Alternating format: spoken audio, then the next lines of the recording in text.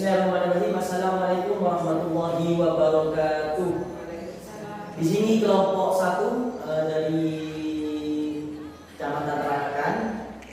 Kelompok 1 di sini saya sebagai pengamat dan coachnya Ibu Dewi dan dilanjut coachnya Ibu Fatih. Seperti itu kasus yang pertama. Kemudian untuk nanti kasus yang kedua, coachnya saya, coachnya Ibu Fatih dan pengamatnya Ibu Dewi, dan kasus yang terakhir yang ketiga, di sini coachnya saya sendiri, kemudian coachnya Ibu Dewi, dan yang terakhir pengamatnya Ibu Fatih.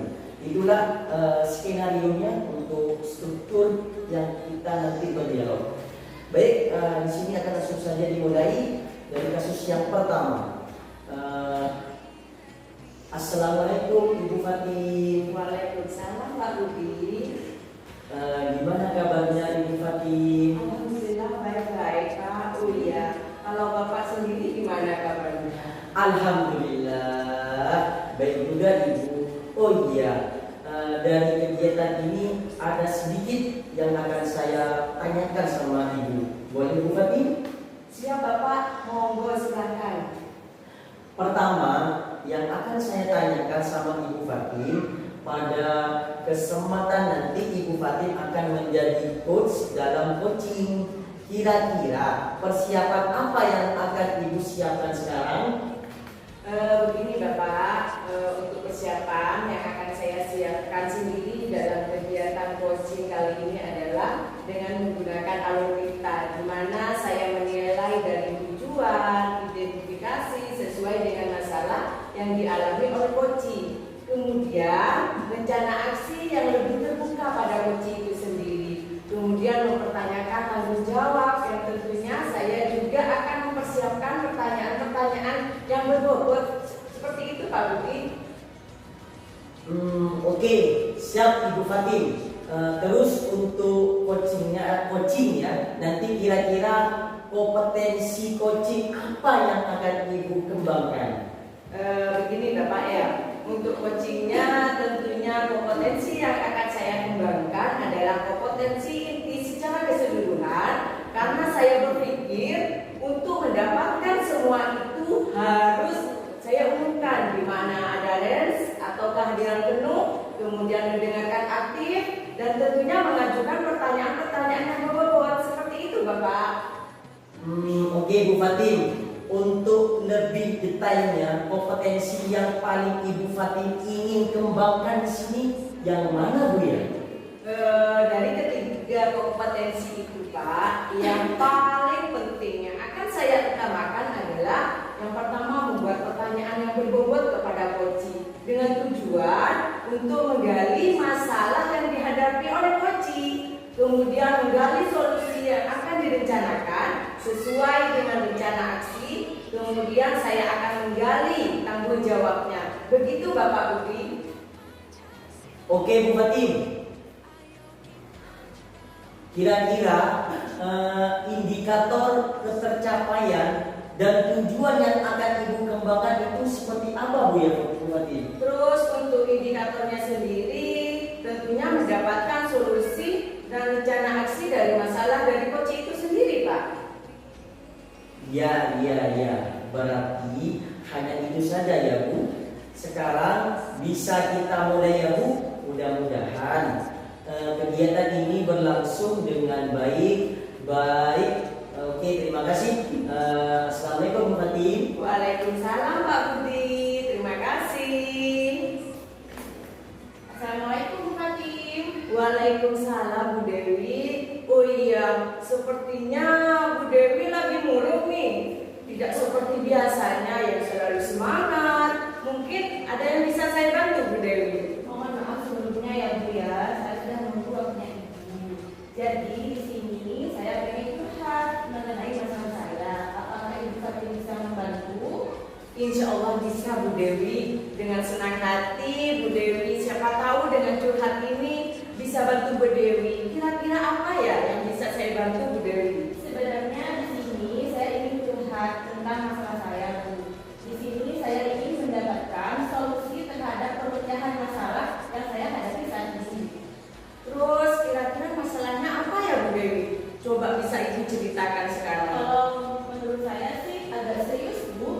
Loh, terus gimana Bu Dewi? Memangnya masalahnya seperti apa?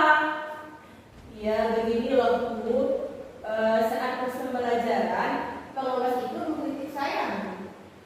Loh, memangnya proses mengajar yang bagaimana yang Bu Dewi kerjakan? Maksudnya apakah Bu Dewi tidak bisa mengelola kelas dengan baik? Apakah Bu Dewi juga tidak menguasai materi? Atau bagaimana Bu? Kok pengawas sampai mengkritik seperti itu? Kalau boleh tahu, tolong dong ceritakan sama saya Bu Dewi. Begini Bu, beliau itu sepertinya keberatan ketika waktu saya mengajar karena saya di situ tidak menggunakan buku teks Bu. Oh begitu. Terus bagaimana tanggapan dan respon Bu Dewi dari pengawas tersebut? Sejujurnya sih Bu ya, saat saya menyampaikan pembelajaran kepada beliau, saya kalau selama ini mengajar, saya selalu menggunakan berbagai sumber, yaitu dari buku, video pembelajaran, artikel, bahkan dari referensi lain. Dan saya juga mengacu pada kurikulum. Tetapi setelah saya menyampaikannya kepada pengawas, sepertinya beliau tuh merasa tersinggung. Oh, jadi masalahnya seperti itu ya Bu Dewi. Kalau begitu, saya tanya dulu sama Bu Dewi. Jadi selama ini apa yang akan Ibu lakukan dalam proses mengajarnya? Seperti yang saya sampaikan tadi Bu Fatih, di sini saya sudah menggunakan dari berbagai sumber, dari buku perpustakaan, terus mengajak siswa untuk menonton video-video pembelajaran yang kreatif, dan itu sangat menyenangkan Bu Fatih. Loh, terus mengapa Bapak pada saat mengajar tidak menggunakan buku teks? Menurut saya, sumber belajar yang saya gunakan itu Bu, sudah memudahkan siswa, dan saya itu sudah membuat siswa itu lebih aktif dalam belajar. Nah, selain itu siswa juga termotivasi dan mengacu pada kurikulum juga Bu. Sebenarnya gini, apa yang dilakukan Ibu Dewi itu sudah bagus menurut saya ya.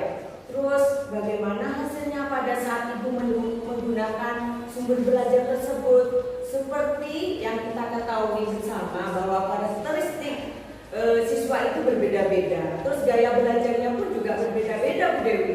Iya, betul juga Bu Fatim ya. Tapi mengapa ya saya tidak kepikiran ke sana Bu? Selama ini memang ada beberapa siswa yang nilai itu kurang maksimal Bu.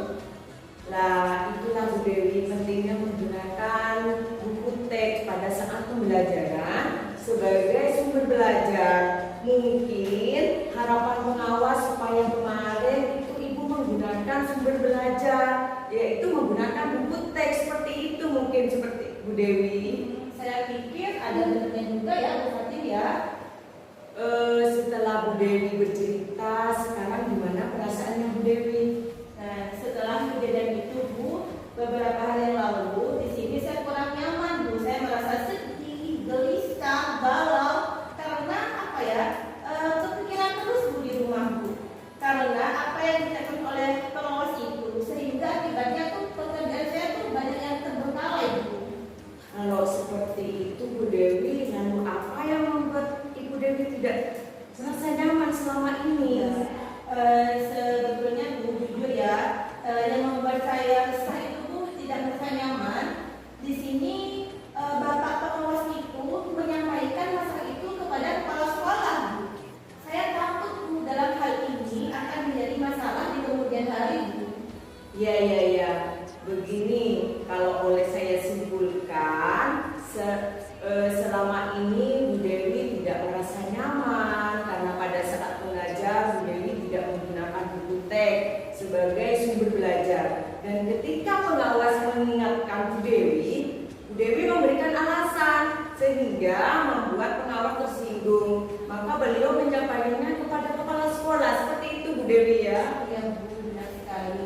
Kira-kira nanti saya akan dipanggil nggak ya Bu sama pengawas, sama kepala sekolah? Kalau menurut saya Bu Dewi ya, mungkin Bu Dewi bisa merefleksi dan mempersiapkan diri. Jika ditegur oleh kepala sekolah, Bu Dewi siap untuk menjelaskan masalah yang sebenarnya yang terjadi. Seperti itulah Bu Dewi.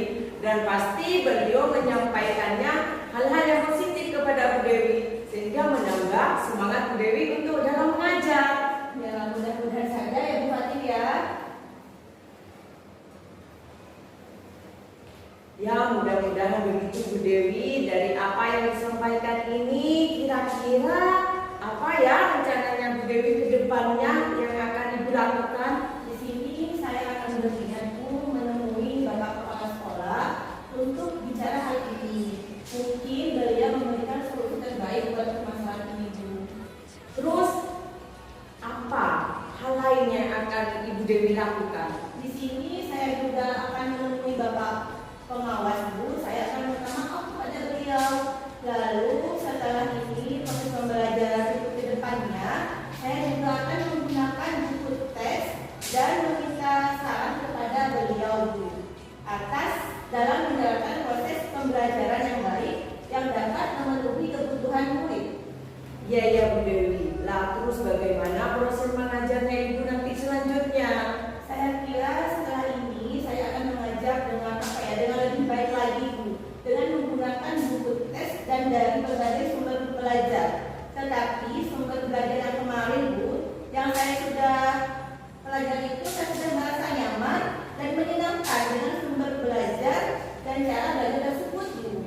Baik, oke Bu Dewi. Terus langkah selanjutnya yang akan Bu Dewi lakukan dan ide yang telah Bu Dewi rencanakan itu seperti apa, Bu?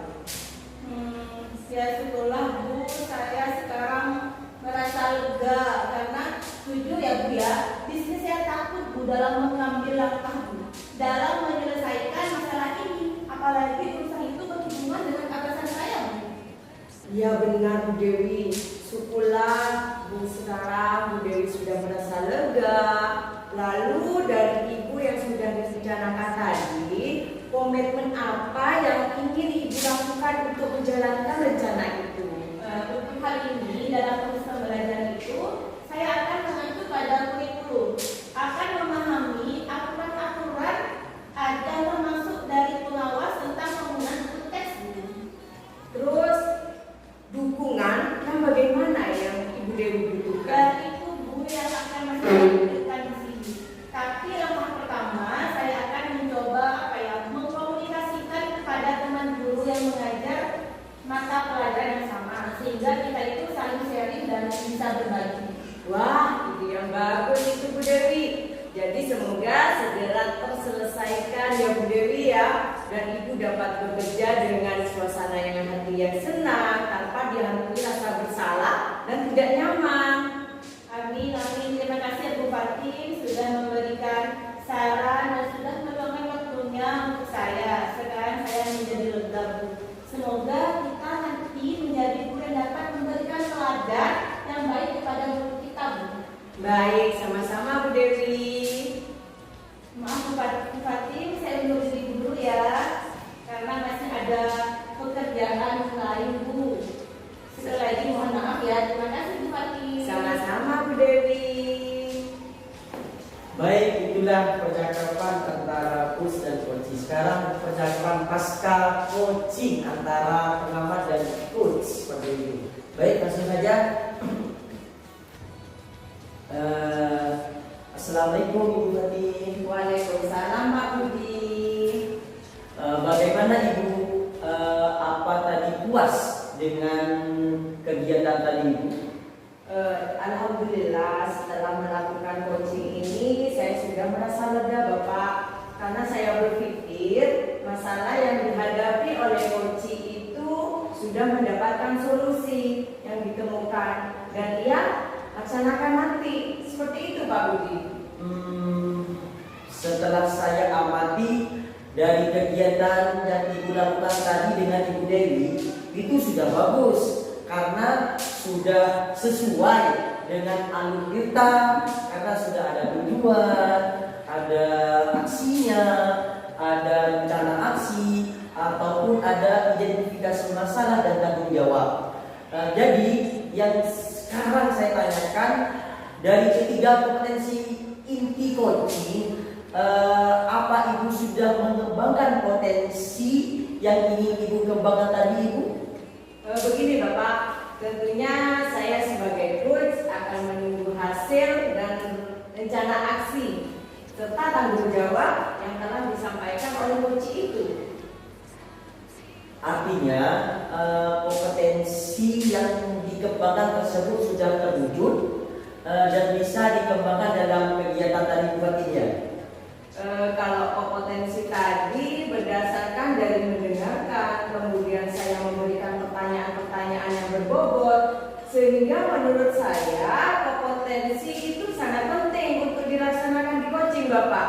Karena yang saya dapatkan setelah saya menggali masalah yang dihadapi oleh coach itu sendiri, bisa menyampaikan solusi yang akan dilakukannya. Seperti itu Pak Budi. Baik. Kira-kira kompetensi indikator pencapaian yang sudah dilakukan ini sudah dikembangkan apa itu tadi? Kalau menurut saya kompetensi yang sudah saya kembangkan yaitu dengan memberikan pertanyaan-pertanyaan yang berbobot Pak Budi. Oke, terima kasih banyak Ibu Fatim. Dan ini sedikit penguatan pada Ibu Fatim.